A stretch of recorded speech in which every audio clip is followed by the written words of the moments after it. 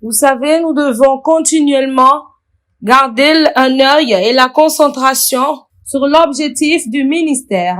Pourquoi nous faisons ce que nous sommes en train de faire? Pourquoi sommes-nous dans le ministère? Ne cessez jamais de vous rappeler qu'un jour arrive, et la Bible dit, un jour arrive où la Bible dit que nous allons tous nous tenir devant le trône de jugement de Christ, pour que tout le monde reçoive la récompense de tout ce qu'il a fait dans son corps. Tout ce qu'il a fait dans le corps du Christ sera présenté devant cette personne. Et la Bible dit que si vous avez fait de manière correcte, vous recevrez une bonne récompense. Paul a dit, courez de manière à remporter, courez pour emporter le prix de la vocation céleste en Christ. Ce monde ne vous appartient pas. Nous faisons ceci pour un objectif plus grand. Alléluia. Alors si constamment vous avez cela devant vous, cela vous guidera dans tout ce que vous faites. Votre vie que vous vivez, alléluia. Vous voyez, on doit se préparer pour la réussite.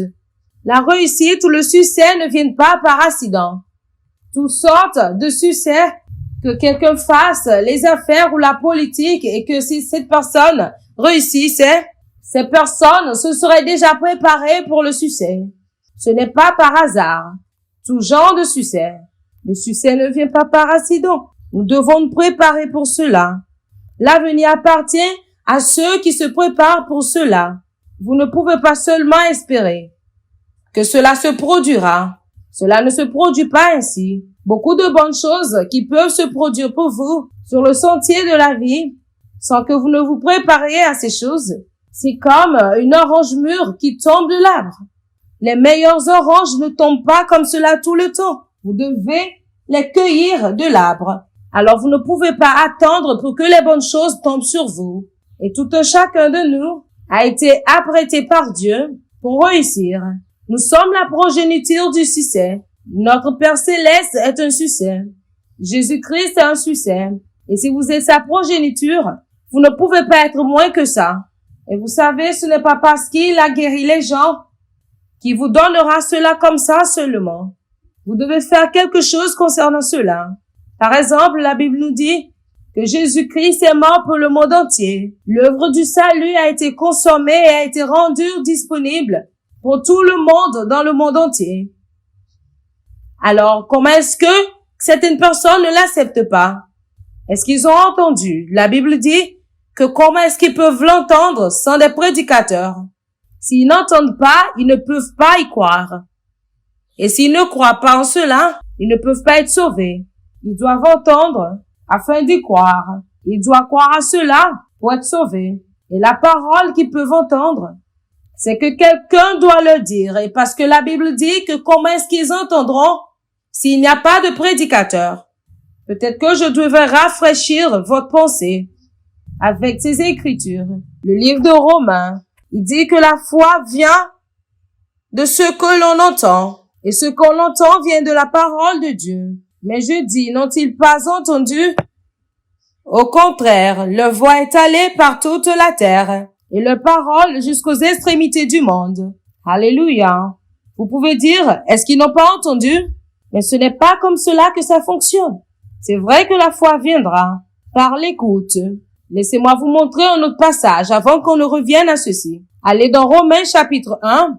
Je voudrais lire à partir du verset 18 jusqu'au verset 21. 1-2 lisons. La colère de Dieu se révèle du ciel contre toute impiété et toute injustice des hommes qui retiennent injustement la vérité captive. Car ce qu'on peut connaître de Dieu est manifeste pour eux, Dieu le leur ayant fait connaître. En effet, les perfections invisibles de Dieu, sa puissance éternelle et sa divinité se voient comme à l'œil depuis la création du monde.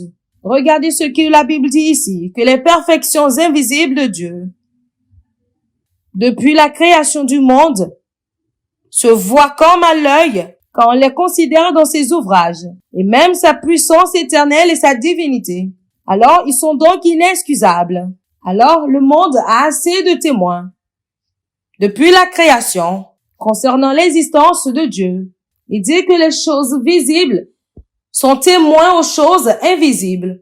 alors ces personnes sont inexcusables.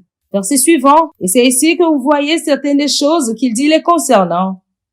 Gloire à Dieu. Alors on retourne maintenant au chapitre 10, Romains 10, au verset 17 d'abord, parce que c'est la clé de ce que nous disons. Ainsi la foi vient de ce qu'on entend, et ce qu'on entend vient de la parole de Christ. La foi vient de ce qu'on entend. Alors, allons au verset 13 et lisons cela, s'il vous plaît, le même livre, le même chapitre. Il dit, car quiconque invoquera le nom du Seigneur sera sauvé. Toute personne qui invoquera le nom du Seigneur sera sauvée. Verset suivant. Comment donc invoqueront-ils celui en qui ils n'ont pas cru? Et comment croiront-ils en celui dont ils n'ont pas entendu parler? Et comment en entendront-ils parler s'il n'y a personne qui prêche?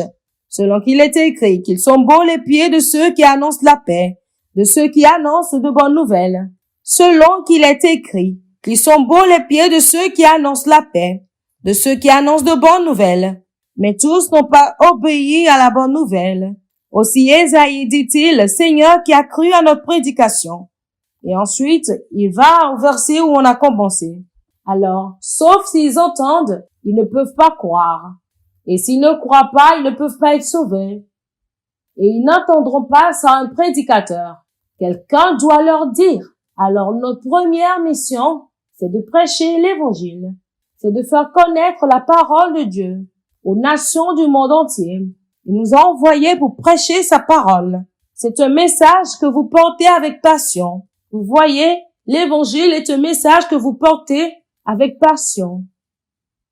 La passion, une passion authentique dans votre cœur, bien sûr préparée par l'amour du Père, l'amour de Jésus. Vous savez, pour les pasteurs qui gagnent des âmes, ils vont susciter ou ériger un peuple qui gagne des âmes. Si vous n'êtes pas un gagnant d'âmes, vous ne pouvez pas susciter des gagnants d'âmes. Aucune église ne grandit sans le gain des âmes.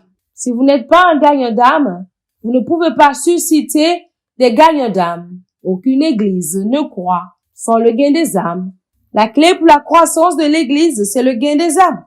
Si vous ne gagnez pas des âmes, votre église ne croîtra pas. L'église croît par le gain des âmes. Et si le pasteur a le feu en lui pour gagner des âmes, peu importe le thème qu'il prêche, le peuple sera un peuple qui gagne des âmes.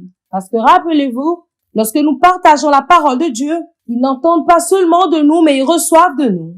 Vous voyez, ils puisent de l'inspiration que nous avons lorsque nous préparons n'importe quel thème, de cette puissance. Vous voyez, il y a une onction, il y a une inspiration du Saint-Esprit qui nous aide à communiquer, et peu importe le thème, l'esprit qui se trouve derrière ce sujet est également communiqué. Pas seulement qu'ils entendent de vous, mais ils reçoivent de vous. Alors, si vous êtes un gagnant d'âme, ce feu produira des résultats. Alors, un pasteur qui gagne des âmes produira une congrégation qui gagne des âmes. C'est pour cela que vous voyez des églises qui croissent seulement. Et je veux dire que la clé, c'est le pasteur. Et c'est pour cela que les pasteurs, et surtout les pasteurs seniors, et c'est pour cela, lorsque vous grandissez, et vous voyez qu'il y a un besoin, n'envoyez jamais quelqu'un ou un vase qui n'est pas volontiers. N'envoyez jamais quelqu'un qui ne veut pas. Et n'envoyez jamais quelqu'un qui n'est pas en feu pour Dieu. Parce qu'il produira seulement ce qu'il est. Il va produire ce qu'il est, des personnes involontaires. Et vous réaliserez qu'à chaque fois que vous venez pour visiter cette église ne grandit pas. Lorsque vous voulez commencer une église, envoyez des personnes qui sont inspirées. Envoyez des leaders très forts. Quelqu'un qui a été formé, qui a accepté la formation de manière heureuse. Et non quelqu'un que vous essayez d'inspirer. Pas quelqu'un que vous essayez d'encourager. N'utilisez jamais l'office de pasteur comme un tremplin pour quelqu'un que vous essayez de former, pour que cette personne soit pasteur d'une église, pour que cette personne soit pasteur d'une église. On lui dit qu'il va coordonner l'église qui vient juste de commencer. C'est mauvais. Vous aurez des problèmes avec cette église. Parce que cette église ne croîtra pas